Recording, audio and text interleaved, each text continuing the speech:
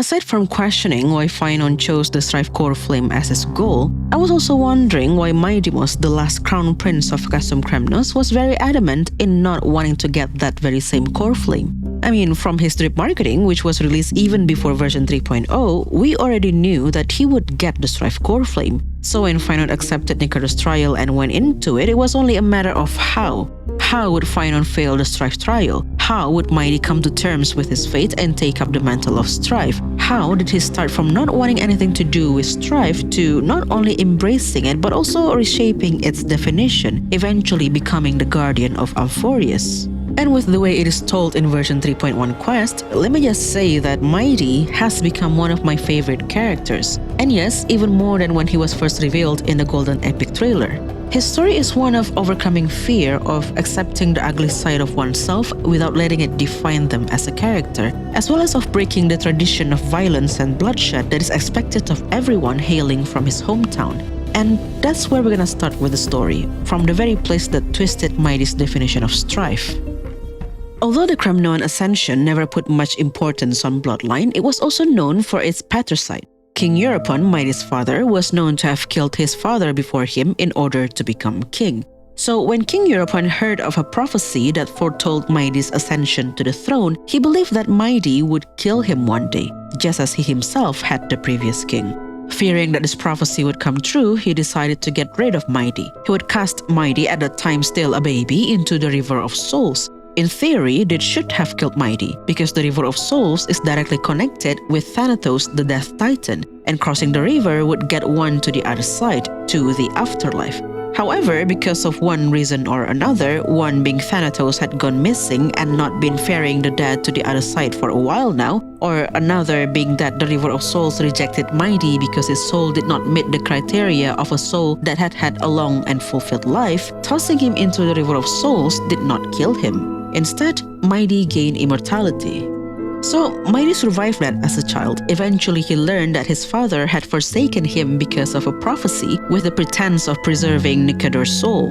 He also learned that his mother had tried to stop his father by challenging him in combat, eventually losing because she had been poisoned prior to the combat. And all of that was his father's doing, all in the name of strife. Practically exiled from Kremnos, Mydei led his own people, the Kremnon detachment consisting of loyal but mortal men in search of a new home. And along the way, he lost his trusted companions, some in battle, some due to a relapse of an illness. So when he finally got his father at the mercy of his blade, what crossed his mind was not the desire to seize the throne for himself. This very same throne had taken away his childhood, his mother, his trusted companions. It had gotten him to where he was then, delivering the self-fulfilling prophecy that his father had feared since he was born. What crossed his mind was the memory of those he had lost, and what he wanted was to avenge their death. Mydeimos killed his father, and despite the loud expectation in the eyes of those who followed him, he continued the journey to find a new home until eventually the Kremnon detachment settled in Alchema, the Holy City. And so the last crown prince of Castrum Kremnos turned his back from strife because he refused to continue the endless cycle of glorified death and bloodshed that had been the identity of his people, the tradition that had cost him everything. Strife itself had a bad reputation in Amphoreus. The history of the world heavily implies that not only the Black Tide came to Amphoreus around the same time as the descent of the three titans of calamity, but also was caused by them. And among the three, strife had always been linked to war, blood, sacrifice, and destruction. While in truth, strife is the necessary evil in the world. Think of it like an exam that you must pass so that you can level up, or, like the trial of the equilibrium that you must take to increase the cap of your trailblaze level. If you don't take it, you'll be stuck. You cannot measure whether you have improved or not. Without strife, humanity would not learn how to survive and stand up for themselves. And this is especially important in the context of Amphoreus. You see, a planet where humanity was created by the Titans without disasters and suffering. Nothing eroded with time. Humans continued to live without aging or dying. And we've seen how well immortality treats humanity on the Shanzo, right? Not very well. There needs to be a balance in the world. Life and death, happiness and sadness, prosperity and hardship. And that is the role that Nikador played, the necessary evil in the world for the betterment of humanity. In fact, during a conversation with Naias in the past, we learned that Nikador was actually the first Titan that ventured forth trying to stop the Black Tide. Nikador fought the Black Tide until it drove him to madness, and even then, even after his soul had been corrupted beyond salvation, he still asked Castorus and Trailblazer to promise him that should they manage to defeat him and claim his core flame, the Crisis heirs should continue what he couldn't finish, stopping the Black Tide. That was his only concern, the protection of Amphoreus against the Black Tide. Although Mydei did not see it in the beginning, this has always been aligned with his own definition of strife. When we first met him in the story, Mydei was portrayed as this Crisis heir who would prioritize charging into battle more than protecting the weak. Aglaia had instructed the Crisis heirs to protect the citizens of Arkema during the attack from Nikador's Titankin, right? But instead of doing that, Mydei focused on the second half of Aglaia's order, which was to eliminate the invaders. He believed that by killing the invaders, the Titankins, naturally the citizens would be protected. That, in and on itself, is already similar to Nikador's definition of strife. Nikador ventured forth to stop the Black Tide, right? Because that was the source of corruption and madness in the world. By eliminating it, naturally the people would be protected. Oh, and on a separate note, when Phynon nagged at Mydei for not protecting the citizens, Phynon made the mistake of overlooking the fact that Mydei had just killed the Titankin that was about to kill Cartonus. See, Cartonus is a mountain dweller, right? A race not native to Arkema. Saying that Mydei was not doing his job of protecting the citizens implied that Phynon did not think of Cartonus as a citizen of Arkema. That was why he was at loss for words when Mydei called him out on it. Point being, Mydei's priority has always been the protection of the weak. That was why he chose to bring those who were loyal to him out of Castrum Kremnos. The fortress was turning into a wasteland with a guard that had gone mad with corruption. It was no longer safe to live there.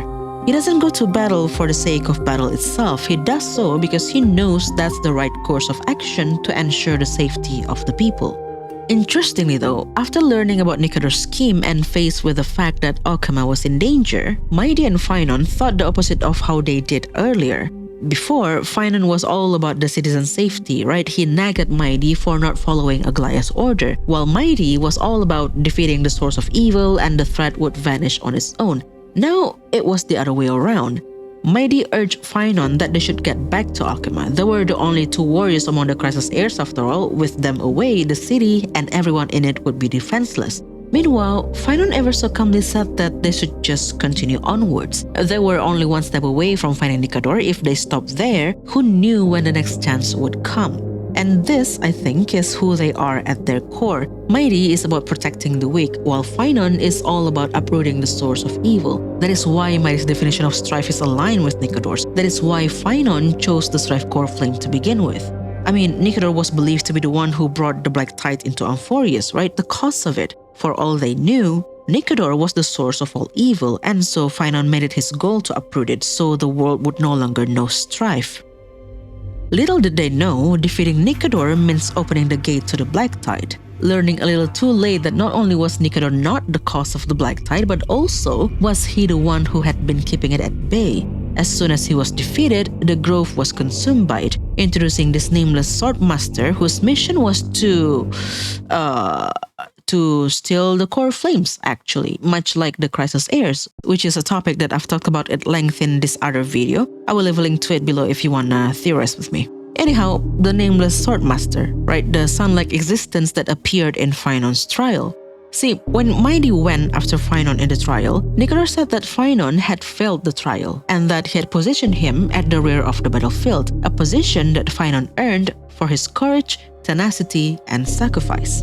Interestingly, these three things, courage, tenacity, and sacrifice, are 3 out of the 5 aspects of Nikador that we learned back in 3.0. Courage, a testament that Nikador had never retreated from battles. Phynon earned this because he did not back down from the flame river that showed up in the trial. Tenacity, a testament of Nikador's unyielding will in the fight against the Black Tide, something that Phynon earned for not backing down from the flame river despite his lacking strength to defeat him.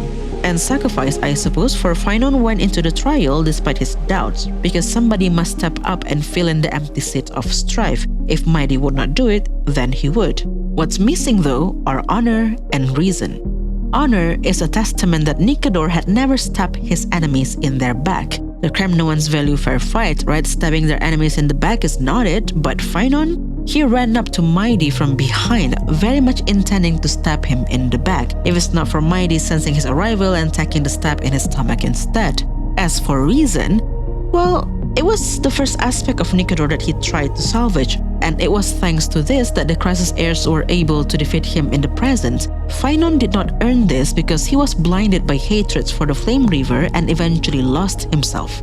That was why Phynon failed the Strife Trial. He's just not fit for it. Not to say that Phynon is worse than Mydei, but as Aglaya put it is not his time yet. He still has a lot to learn, a lot more time to grow. And Aglaya had known this from the start, you know? She knew that Phynon was not meant for strife, that he had always meant to fail, because Phynon was still burdened by his past. She knew that Mydei was the one destined for it, but she also knew that Mydei could not simply be pushed into the trial. She needed them both to realize that by themselves. Perhaps the most elaborated fuck around and find out scheme we've seen just yet.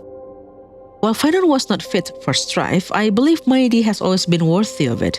Remember what Nikador said when he invited Trailblazer into the trial? Follow me into the mist and flames, and come face to face with the greatest fear in the depths of a warrior's heart. Which Mydei did. He went into the trial and saw his deepest fear, the blood-soaked glory of the Kremnoans. He even relived the death of one of his close friends. Nikador also said, And with thy strength, banish the darkness and usher in sunlight.